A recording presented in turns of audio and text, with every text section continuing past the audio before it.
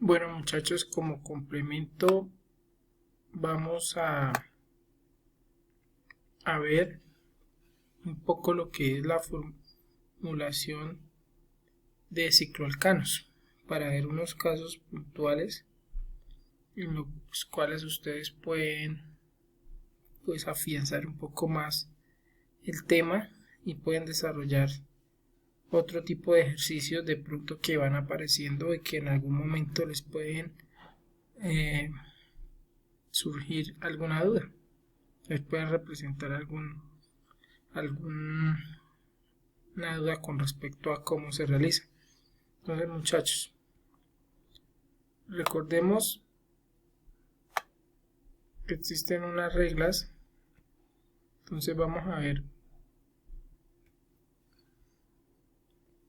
unos ejercicios en los cuales podemos aplicar esas reglas y recordarles que tanto para alcanos como para cicloalcanos nosotros debemos y podemos hacer el ejercicio inverso, es decir, formular o nombrar. Entonces, en este caso vamos a formular, a desarrollar la estructura de un cicloalcano. Entonces nos dan el nombre y nosotros debemos dibujar su estructura. Lo mismo con los alcanos.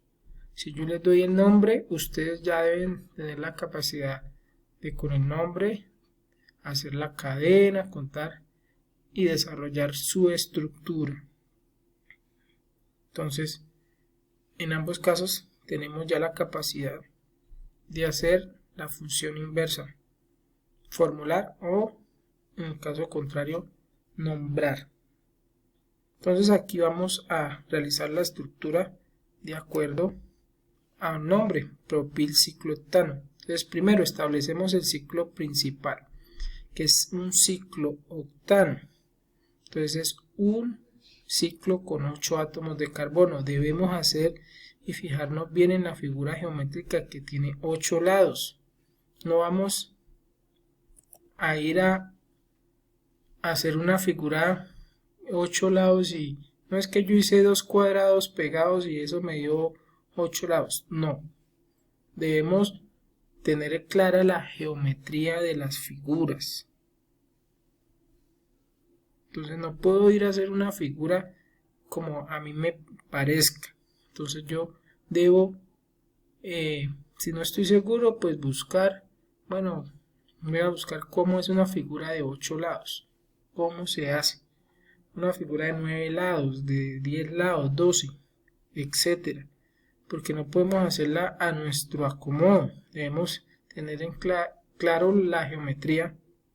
Debemos tener claro cómo se debe hacer esa figura. Entonces, en este caso, es una figura de 8 lados, una figura geométrica de 8 lados porque nos lo indica de esa manera. Ciclooctano. Es lo primero que debemos hacer. Lo segundo es identificar cuál es el radical. En este caso es un propil. No tiene un número que nos lo indique. Entonces, pues ahí vemos que cada lado equivale a un carbono con 2 hidrógenos, que no los vamos a ver para no generar esa figura tan caótica. Entonces hacemos solo la figura geométrica. Entonces ubicamos el propil. Como en este caso hay un solo sustituyente, yo lo puedo ubicar donde quiera. En algunos casos no está el número de ubicación, pero en otros sí. Puede ser que yo, ¿para qué? En algunos casos está el número de la ubicación, pues para que al momento de yo formular, de hacer la estructura, yo tenga claro dónde va ese radical. Entonces, ahí podemos ver que ubicamos el radical con 3 átomos de carbono, que quiere decir que es un propil. Listo, segundo ejemplo. 1-metil, 2-propil, ciclooctano. Entonces hay 2 radicales, lo mismo ubicamos el ciclo, que es una figura de 8 lados, y posteriormente vamos a ubicar los radicales. Estos radicales van en orden alfabético. ¿Listo? Entonces primero el 1-metil, luego el 2-propil. Entonces aquí también va, a partir de dos radicales o dos sustituyentes van enumerados su posición. Entonces aquí dice que el metil está en la posición 1 y el propil está en la posición 2. Recordemos que debemos darle continuidad. No puedo poner el número 1 por acá y el 2 entonces en otro extremo, no, deben ser consecutivos. Entonces vamos a ver qué harían en este ejemplo.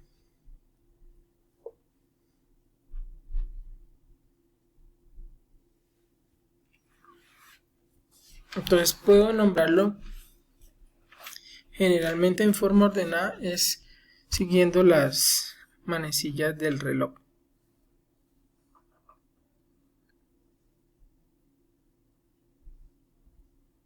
Entonces ubicamos los radicales. En el número 1 va un metil, entonces con un solo carbono, CH3, y en el otro un propil, 3 carbonos. Listo, entonces ya de esa forma queda realizado. El siguiente es ciclopropil, ciclohexano. Prestemos especial atención acá, porque este es uno de los casos que requiero que aprendan, porque es un caso puntual. Entonces los ciclos pueden ser, los cicloalcanos pueden ser también radicales o sustituyentes. Recordemos que podrían ser también sustituyentes elementos como el cloro, el flúor, el yodo, o los mismos ciclos pueden ser sustituyentes. Entonces, ¿cómo sabemos en este caso que es ciclopropil, ciclohexano? ¿Qué figura va? Si es ciclopropil, es un ciclo de 3 carbonos. Si es ciclohexano, un ciclo de 6. Entonces, el ciclo que se nombra al finalizar es el ciclo principal. El ciclo que se nombra al principio es un sustituyente, como cualquier otro radical. Entonces observemos cómo se realiza.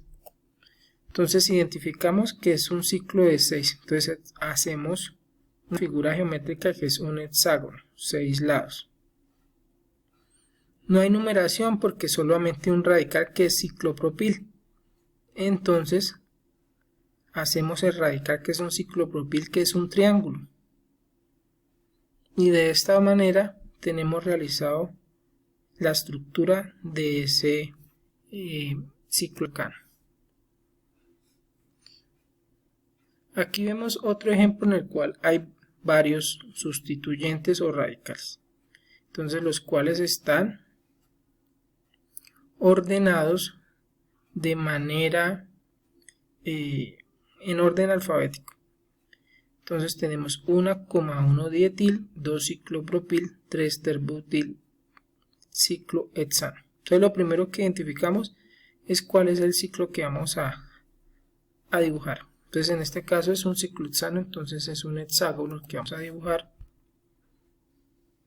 Identificamos, lo dibujamos y empezamos a ubicar según su posición. Entonces dice que en la posición 1 hay 2 etiles.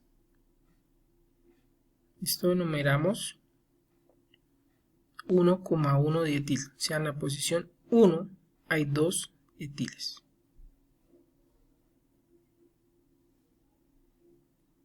Etil, entonces de 2 carbonos. En la posición 2 hay un ciclopropil, entonces el triangulito.